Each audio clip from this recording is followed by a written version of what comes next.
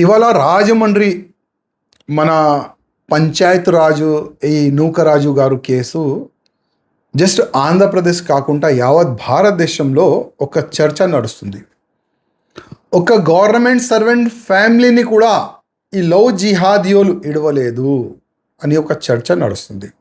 నేను మీడియా చూస్తున్నా, మా మీడియా మిత్రులు వేరే వేరే యాంగిల్ చూపెడుతున్నారు, కానీ నాకైతే ఒక యాంగిల్ కనబడుతుంది, లవ్ జిహాద్ యాంగిల్. కేరళ 2 మూవీ ఎంతమంది చూసినారో నాకైతే తెలియదు, కానీ మూవీ పరంగా కూడా అసలు లవ్ జిహాద్ ఏంది, కుట్ర ఏంది అని ప్రచారం కూడా మంచిగానే జరిగింది. మేము కూడా మాలాంటి వ్యక్తులు కూడా చాలా వరకు ప్రతి ఒక్క సభల్లో కానీ మీటింగ్లో కానీ మోత్ క్యాన్వేజింగ్లో కానీ లవ్ జిహాద్ ఏ విధంగా కుట్ర ఉన్నది, దానివల్ల మన ఫ్యామిలీ ఏ విధంగా నష్టపోతుంది మేము ప్రచారం చేస్తున్నాం. ఇవాళ గోదావరి నదిలో నూకరాజు గారు ఫ్యామిలీ సహా ఆయన దుంకి సూసైడ్ చేసుకుండు. దీనికి ఎవరు బాధ్యతుడు? నేను మా ఆంధ్ర ముఖ్యమంత్రి నారా చంద్రబాబు నాయుడు గారికి, అదేవిధంగా ఉప ముఖ్యమంత్రి మా పవన్ కళ్యాణ్ గారికి రిక్వెస్ట్ చేస్తున్నా, ఈ షేక్ సాదిక్ ఇట్లాంటి వ్యక్తులు ఇంకా ఎంతమంది ఆంధ్రలో దాచుకున్నారు? షూటింగ్ పేరు పైన ఇంకా ఎంతమందిని లవ్ జిహాద్ యాంగిల్లో ఈయన ట్రాప్ చేసిండు, అది ఎంక్వైరీ జరగాలి.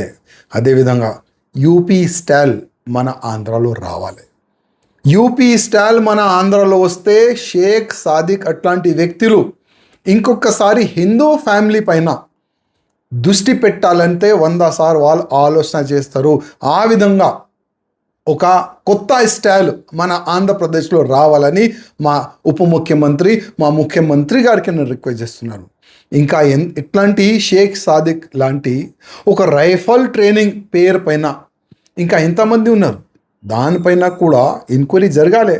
అసలు మన ఆంధ్రప్రదేశ్లో ఉన్న ఎస్బీ కానీ ఇంటెలిజెంట్ ఏం చేస్తుంది నేను అడుగుతున్నా.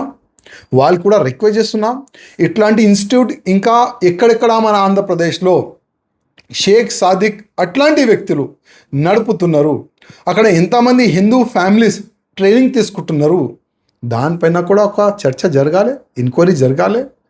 దాని తర్వాతనే కదా దీన్ని మనం కంట్రోల్ చేసుకోవచ్చు. మరియు ఆంధ్రప్రదేశ్ హిందువులకి నేను రిక్వెస్ట్ చేస్తున్నా, మీరు ఎక్కడన్నా ట్రైనింగ్కి కానీ, హాస్టల్కి కానీ, కాలేజ్కి కానీ, ఎక్కడైనా పని గురించి కానీ ఎవరికైనా పంపించాలంటే ఫస్ట్ చూడండి అక్కడ ఎవరైనా షేక్ సాదిక్ అట్లాంటి వ్యక్తి ఉన్నారా. ఒకవేళ ఉంటే పంపించకండి. లేకపోతే ఈ ఒక్క కేసు మీ ముందే ఉన్నది.